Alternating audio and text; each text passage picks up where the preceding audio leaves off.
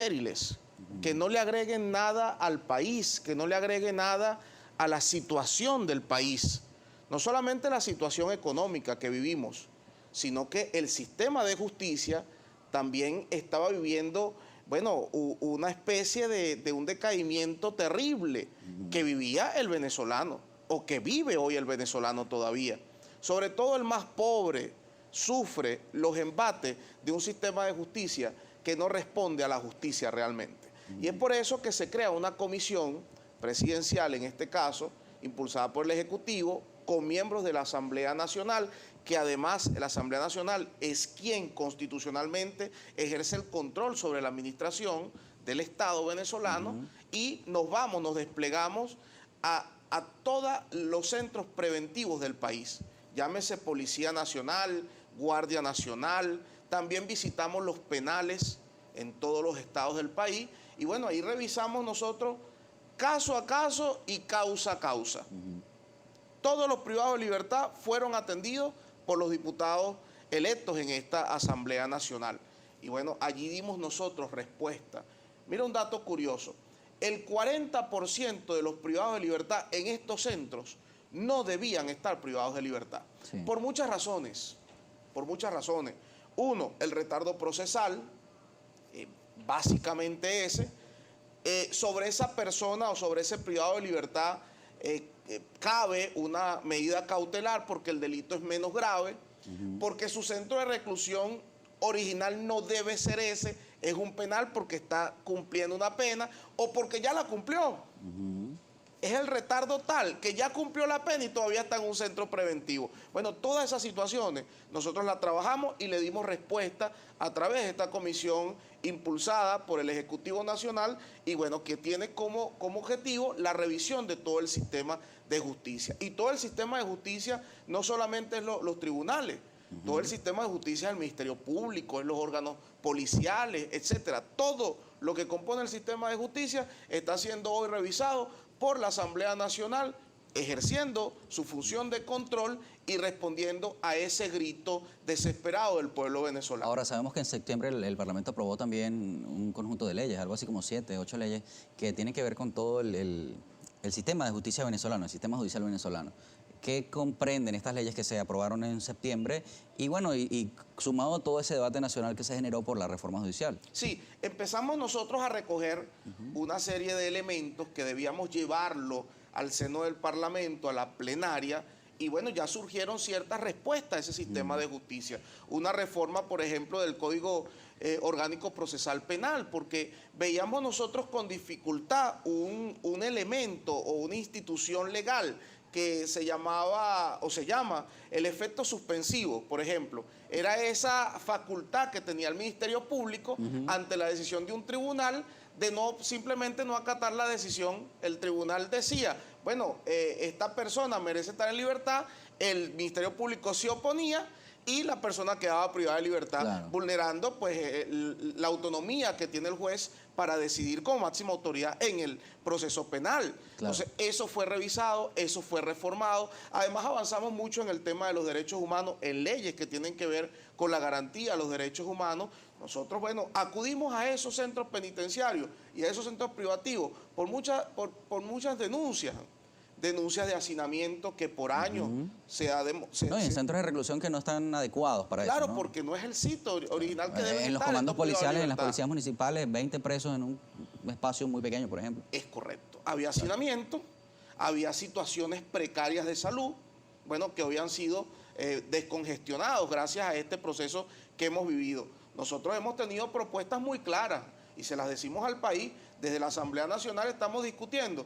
El 6CPC, por ejemplo, no debe tener privados de libertad, porque sobre el 6CPC recae la investigación, es un órgano auxiliar de la investigación penal. No puede ser juez y parte, por ejemplo. Y eso suscita una serie de denuncias que los privados de libertad están expresando.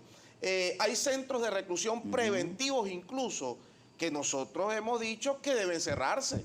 Y deben cerrarse porque no reúne las condiciones mínimas necesarias para que esté una persona allí. ¿Con estos allí calabozos tradicionales en las policías municipales o regionales? Hay unos calabozos aquí mismo en Caracas, que deben ser cerrados. ¿Por qué? Porque no reúnen las condiciones mínimas necesarias. Nosotros nos preguntábamos, bueno, y aquí no venía un fiscal de derechos fundamentales, y aquí no venía un juez de ejecución, por ejemplo. Y claro. eso pues... ¿Cómo es que se permite algo como eso? Claro. Que Ahora, con ese permite. diagnóstico, en este momento continúan presentándose estas situaciones, estas modificaciones a la ley son apenas algunos pasos. Claro. ¿Hace falta por hacer? ¿Qué hace Claro, falta? porque es que el tema de la revisión del sistema de justicia partió primeramente de ese abordaje en el propio campo. Claro. ¿De acuerdo? Segundo, una modificación de las leyes y una adecuación de estas leyes que llevamos ahí. Pero tenemos que divulgarlo y tenemos que volver a hacer el recorrido. Nosotros, dentro de poco, los diputados y diputadas otra vez nos vamos a desplegar en esos centros de prevención, nos vamos a desplegar en esos penales,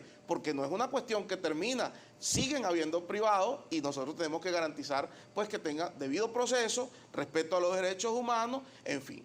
En cuanto al debido proceso y al retardo procesal, que es muy común, se encuentran unos casos, por ejemplo, de personas que están en los recintos penitenciarios y dicen, bueno, mira, no me han hecho la apertura de juicio, incluso para ir al tribunal tengo que pagar incluso a veces una vacuna, una cuota, tengo que pagar 20, 30 dólares solo porque me lleven a una audiencia preliminar o qué sé yo. Y de esta manera eso está censado, está estadísticamente contabilizado y se está atacando o esa situación continúa siendo así. Se está atacando. Me refiero a las mafias Se está particulares. atacando de raíz, además, porque tenemos una comisión en la que cualquier venezolano puede denunciar si está siendo objeto de lo que nosotros llamamos una alcabala judicial. Pareciera que para acceder a la justicia hay que pasar por peaje. Están haciendo un peaje aquí en Caracas, por cierto. Ojalá esto no se congestione, pero un peaje judicial. Peaje judicial, tú tienes que, bueno, para trasladarte, para que te atiendan, para etcétera. Te suban, te bajen. Esos son los términos que se utilizan, ¿no? Nosotros estamos atacando toda esa serie de situaciones y las estamos llamando por su nombre. Tú hablabas en el segmento anterior con el invitado, una especie de mafias.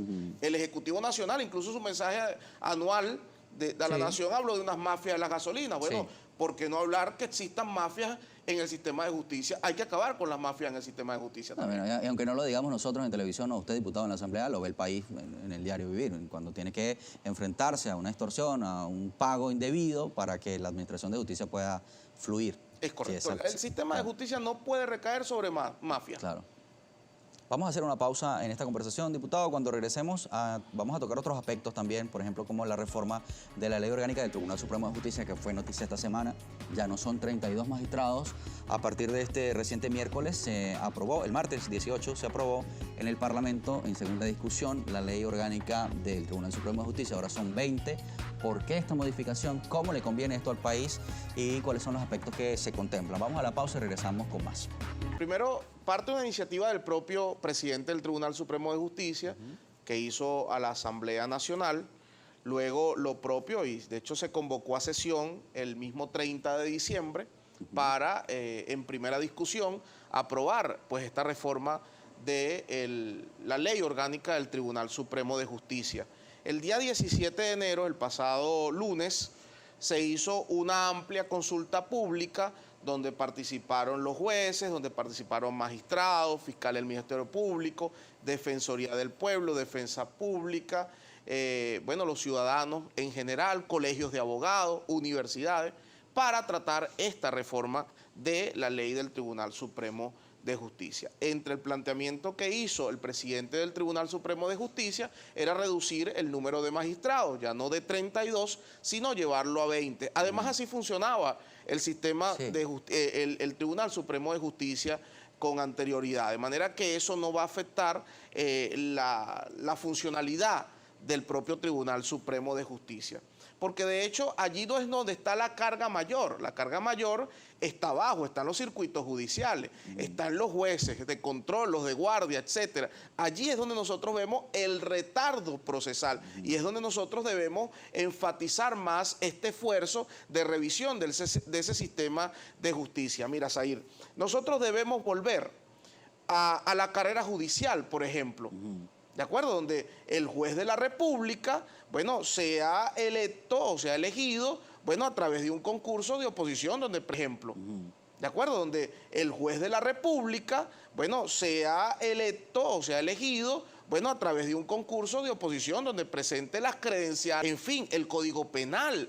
Tenemos muchas deudas en el sistema de justicia y la Asamblea Nacional, a través de la Comisión Permanente de Política Interior, va a darle respuesta sin duda al país a ese clamor. Hay varios comentarios de la audiencia. Por ejemplo, el usuario A. Salas escribe: buenos días, amigos. La reforma judicial, pregunta, ¿cuándo se le pone freno a los fiscales del Ministerio Público? Abusos de poder. Un poco lo que hablábamos de esos. Bueno, sí, esas alcabalas que precisamente son las alcabalas.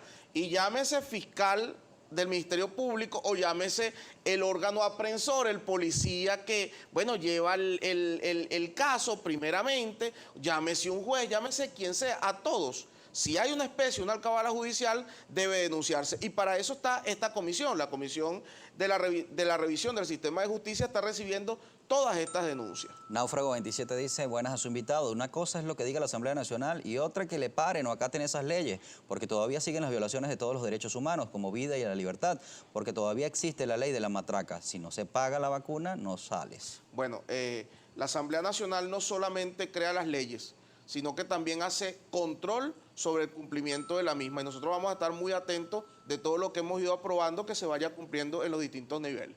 Diputado, hablemos por favor del tema del caso de los migrantes. También tiene usted una responsabilidad dentro del Parlamento en esta comisión de los crímenes que se cometen contra los migrantes venezolanos. Vemos todos los días noticias. Asesinaron a venezolano, no sé qué, venezolana, hay femicidio, una serie de situaciones. Sí. ¿Cómo lo están manejando? Mira, Zahir, la migración venezolana es una realidad. Lo primero que debemos decir, un número importante de venezolanos se están yendo a otras tierras, bueno, buscando unos horizontes que le provean un futuro diferente. Allí, bueno, en la Asamblea Nacional no coincidimos en la razón por la cual se van, ¿de acuerdo? Unos dicen por bloqueo, por sanciones, etcétera. Bueno, nosotros mantenemos que no solamente es por bloqueo y sanciones, que mucho daño le hacen al país y que nos oponemos a las mismas, pero es que también es porque no se ha creado durante mucho tiempo, bueno, unas garantías a la juventud venezolana, por ejemplo, que aquí en este país encuentren la posibilidad cierta y real de hacer su futuro, de estudiar, de trabajar. Y que valga la pena profesionalizarse, por ejemplo. Claro, con un poder adquisitivo que garantice pues ese desarrollo integral de la persona. Lo que tú decías, bueno, aquí en este país tú sales a la calle y le preguntas a un joven, bueno, ¿qué vas a hacer tú? No, ya estoy por irme. O tú quieres estudiar, no, yo no quiero estudiar porque no vale la pena. Eso hay que revisarlo. No es solo decir que es el éxodo promovido por tal o cual cosa. No, es que debemos crear también las condiciones necesarias para que el venezolano regrese otra vez a nuestro país. Pero la migración es una realidad. Pero también tenemos una segunda realidad, que ese joven, que esa persona que se va del país, hoy es objeto en ese país de algún crimen. Una violación, abuso sexual, asesinatos incluso, y el Estado venezolano no puede estar de espalda a eso. Si ya reconoces que hay una migración, pues nosotros también vamos desde la Asamblea Nacional a investigar esos crímenes que se están perpetrando contra ciudadanos venezolanos y a darle respuesta a esa familia de ese joven migrante venezolano reclamando justicia en ese país donde se encuentra. Hay más comentarios, una denuncia. Luis Moreno le escribe: buenos días, en primera página del diputado, le informo que en Tumores no existe cárcel de retención. En el comando de la Policía Nacional les ponen las esposas al detenido pegado a la pared porque no hay rejas.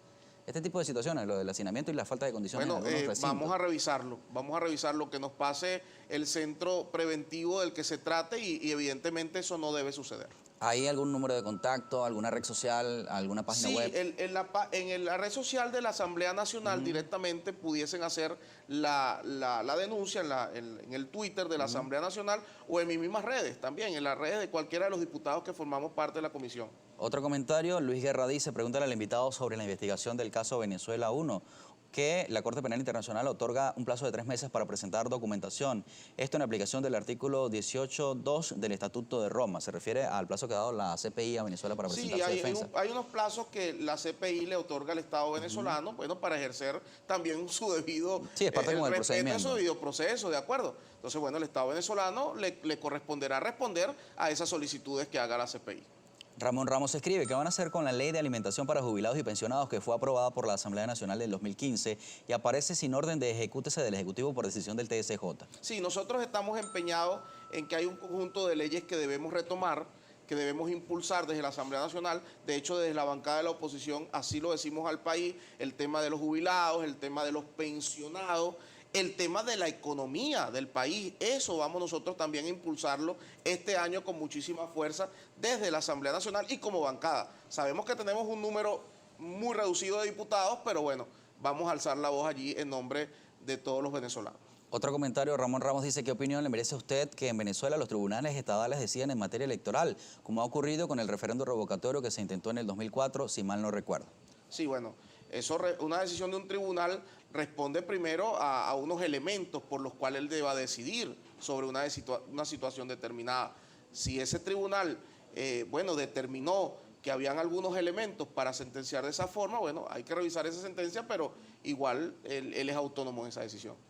Omar escribe, hay presos hasta en los puestos de vigilancia, retienen cédulas, celulares, documentos, una mafia que se maneja desde lo más alto de la pirámide hasta lo más bajo. Sería bueno ver el tiempo de cada funcionario en su cargo. Eso es bien interesante, ¿no? Claro. No perpetuarse allí en un cargo para toda la vida porque genera vicios, ¿no? Además. Es así. Hay más comentarios, por ejemplo, no cree que el país, dice Ramón Ramos, la solución no es hacer más leyes, sino hacerlas cumplir y que la justicia no esté supeditada a decisiones u órdenes políticas, donde el Ejecutivo anuncia muchas veces quién debe ser detenido. No, bueno, no solamente hacerlas cumplir, las leyes tienen que ser objeto también de actualización, ¿de acuerdo? Un país o una sociedad va avanzando, las leyes deben ir avanzando con esa misma sociedad.